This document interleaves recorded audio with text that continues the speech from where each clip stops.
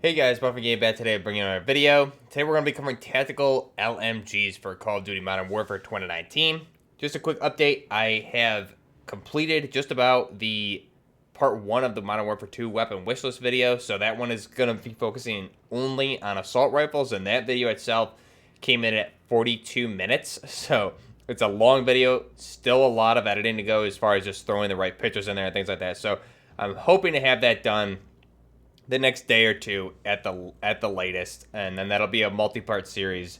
So we'll do assault rifles, then probably end up being LMGs and SMGs, then snipers, shotguns, pistols in part 3. So hopefully get it into that much. Let me know what you guys think down below about wishlist videos, but in the meantime, we're going to continue looking back at some of these tactical weapons from Modern Warfare 2019. Primarily in this one, we're going to be covering the LMGs, or light machine guns. We did SMGs yesterday and assault rifles the day before that. And the reason we're doing this is because I think we're going to be seeing a lot of these coming up in Modern Warfare 2 later this year. So we're taking a look back and seeing what we have, what they look like, and then we can go back and kind of, maybe you guys rewatch these videos in the future when we do our conversions for Modern Warfare 2 and kind of see how they compare together. So go ahead and we'll jump into this. Go ahead and back out. Go to our first weapon here, going to be the M249 SAW, or really, I guess when we look at it, it's kind of a mix of a SAW and the FN Mini-Me, which is the original concept for the weapon, with some minor differences. But you can see here, on the design itself, it doesn't have the heat shield on it, which is really early Mini-Me, early 249 adoption with the U.S. military design with this particular one. So we're going to be running the monolithic suppressor for that sound suppression, damage at range. And again, just a quick update, all these builds are really primarily more so for Rebirth Island and Modern Warfare multiplayer, but you can definitely get away with them in base Battle Royale too. You just got to play a little bit more smart, I would say. So these are all builds I've used in all, so definitely you can use them with any particular game mode. But monolithic suppressor, a must. For this one, we're going to be using the base barrel, so we're not going to put a barrel option on here, and that's where you get that SAW without the heat shield on it. And surprisingly, in Rebirth, this thing is actually really, really amazing without the without a barrel option on here. It performs very, very well with this build.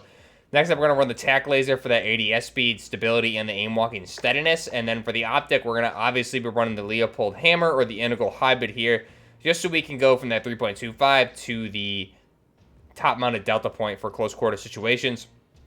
This particular build, I made a slight change. Usually my Rebirth build or something like this is going to be a Ghost class, so I'll run fully loaded. But for this one, we're going to run the Forged TAC Stalker stock for the aiming stability. So you get additional aiming stability here on top of the TAC laser. Cons being aim walking movement speed. And then the final attachment, going to be that Commando foregrip. So the Commando foregrip, after they nerfed this thing heavily back in Season 5 or 6, whenever they put the final nerf into it, you really need to use a Commando no matter what. And obviously the recoil is going to be that much worse compared to what it used to be, which is fine. I think this build itself is still very, very good out to pretty long ranges when you use it correctly. So this is the M249 SAW, the very early iteration of the M249 SAW, adopted from the FN Mini-Me in 5.56x45. And again, really aesthetically pleasing weapon here, especially with this Desert Hybrid camo on it. And like I said, it performs exceptionally well in Rebirth, and I'm sure it does the same in base Battle Royale as well. So let me know what you guys think of that one.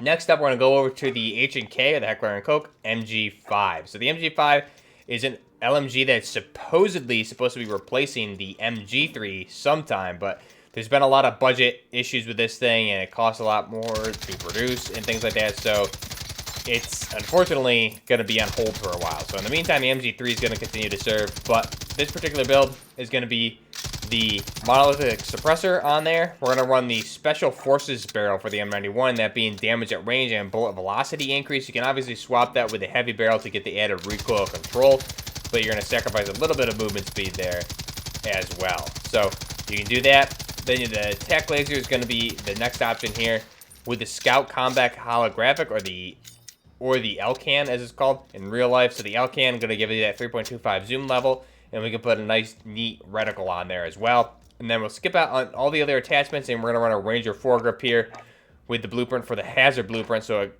kind of has that desert, tanny looking camo on there that goes along with the base MG5 weapon camo, which is that desert hybrid, or the desert slash just a nice brown camouflage on there. So this is the MG5 from H&K. Again, really good weapon for N762 by 51mm. This is something I would expect to see in Modern Warfare 2. However, I wouldn't be surprised if we don't see it, because the MG3 is going to continue to fill this role, and there's been a minor upgrade kits to the MG3 issued, while the HK, I believe this is the 121 is what it's designated, or the MG5, is sorted out, and they get that into production. But again, that's not happening anytime soon, so I'm assuming we'll probably, if we don't see this, I won't be surprised, but I would be surprised if we don't see an MG3 in Modern Warfare 2. But that's our HK MG5 here in Modern Warfare as the M91. Next up, going to the PKM. So the PKM, this is going to be a little bit different of a build here. This is going to be using the base barrel. We're going to run that monolithic suppressor on there, the base barrel, and here we're using the standard issue blueprint, so you get the Zeniko buttstock as well as the sport handguard on this weapon as well for the top and bottom of the handguard for the gas tube, and the bottom of the handguard where you mount the grip. So go on the base barrel. Tech laser on this. We're going to run the integral hybrid or the Leopold hammer. Again, trying to kind of replicate a lot of Russian hybrid optics, which again, it can kind of pass as both, but in real life it is a Leopold hammer, but it does aesthetically look really nice on this weapon. Next up, we're going to skip out on everything else, and we're going to go to the magazine and run that 150 round belt. I like the 150 belt. I think it's a nice medium between the 1 and 200, as well as it has that nice tan color or brown color to the ammo box versus the standard black. And then next up for the underbarrel attachment, obviously going to run that snatch grip for the recoil control and the aim down sight speed. Kind of a must with the PKM, and no matter what build you use. But again, this thing, high rate of fire, even this build itself has very low recoil. And again, I love that hybrid, integral hybrid optic on there with the hammer, because you can engage at medium to long to close range as well with the rate of fire on this thing, allowing you to do both. So that's the PKM machine gun.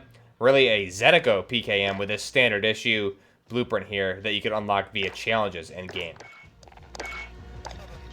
Next up, we're going to look at the Holger 26 or the G36K. So for this one, this is an interesting build. Again, I've covered this a lot for our conversions and some Warzone videos, but the Holger 26 with the blueprint for the, let's see which one it is. It is the blueprint which is called the Necrosis blueprint. Gives you this G36 with a different type of, it gets rid of the carrying handle, and you have a hybrid carrying handle. So you're not, the carrying handle itself, the thick casino rails are not going over the charging handle. This is a real life build of a G36, which looks very aesthetically pleasing. Again, this is a G36K with, it's just called a low profile carrying handle on this weapon. So what we're going to start with is the G28 compensator. Again, compensator on this looks really good. Pretty aesthetically pleasing overall, and you're going to help control that recoil. You can obviously swap that out for a monolithic suppressor. Key attachment here is the XRK Ultra Light handguard. This is going to give you the G36K or the KERS build for this weapon. Going to assist with the ADS speed. Skip out on the laser. We're going to run that 4x flip sight. Again, this is just something that I think aesthetically looks good with the G36, so we'll run that. Skip out on the other attachments, and we'll swap that 100-round C-Mag of the 5.56x45 over to a 30-round magazine of the 5.56x45. And then for the underbarrel attachment, we're going to run that Ranger foregrip. The Ranger foregrip just aesthetically looks really good on this weapon, as well as helping control that recoil with the aiming stability for this build, which this weapon definitely needs both. So the weapon here, the Holger 26 or the G36, definitely something I would assume we're going to be getting in Call of Duty Modern Warfare 2. However, in that game, I would assume this is going to be an actual assault rifle, and it won't be introduced as a light machine gun with the MG36 like it was here in Modern Warfare 2019. So let me know what you guys think of that, the HK G36K. Next up, last but not least, we're going to run the Thin LMG of the Knights Armament Company LAMG.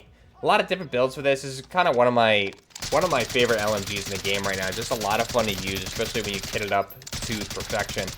But the monolithic suppressor is definitely a must with this weapon. Sound suppression, damage at range, keep yourself off the minimap for a lot of the game modes. The barrel attachment here, we're going to run the long shot advantage. However, you can definitely run the long shot adverse as well. And I've gotten a lot of good games with the XRK Pro Twist adverse. And that's just going to be the adverse setting on the gas tube to increase the rate of fire. But the long shot advantage, damage at range, bullet velocity, and the recoil control. Next up, we're going to run the 4x flip. You can obviously switch that out with anything you wanted. And then for the magazine, this one, depending on what game mode you're running, I think multiplayer for Call of Duty Modern Warfare 2019 as well as Rebirth, you can definitely get away with these cased telescoped rounds for sure. if you're in a larger open map like Caldera or even back on Verdansk, it can be a little bit difficult. But if you're using this thing on smaller ranged engagements, closer ranged engagements, definitely the case telescope rounds you can get away with, and you're going to save a lot on mobility. So that'll give you the aim down sight speed increase because it's a lighter round, movement speed increase, and the belt ammo capacity. For this one, we're going with 100. So you're saving a lot of mobility for more ammo. And the cons, bullet velocity and the damage at range, obviously. But again, if you're on a smaller map, it doesn't really matter. So definitely a good option there. And then the unumbrella attachment is going to be the Commando foregrip. This weapon itself in real life and in the game does have the constant recoil system, so you really don't even need a grip on it. But this is definitely going to help out with the adverse setting controlling a little bit. So you're going to get the recoil stabilization as well as the aiming stability for this Commando foregrip. Cons of the movement speed, but again, a really nice looking weapon and just a lot of fun to use, especially with those case telescoped rounds. You're lighter, you move quicker, and it's still just a blast to use those rounds, especially on Rebirth. So let me know what you guys think. Those are all of our tactical LMGs here for this. I was going to cover the RAL and even the L86, but honestly, I think there's really just not anything super tactical you could do with those weapons. But these weapons, we cover the SAW, the MG5, PKM, G36K, as well as the Knights Armor Company LAMG. To be honest, I would expect to see every single one of these in Modern Warfare 2, minus maybe the MG5 like we talked about, just because I would really kind of prefer to see the MG3 introduced with the new upgrade kits for that, since the HK121 or the MG5 here has been delayed. But let me know what you guys think down below. Till next time, this is Buffner Gaming with our tactical LMGs. Till next time, Buffner Gaming out.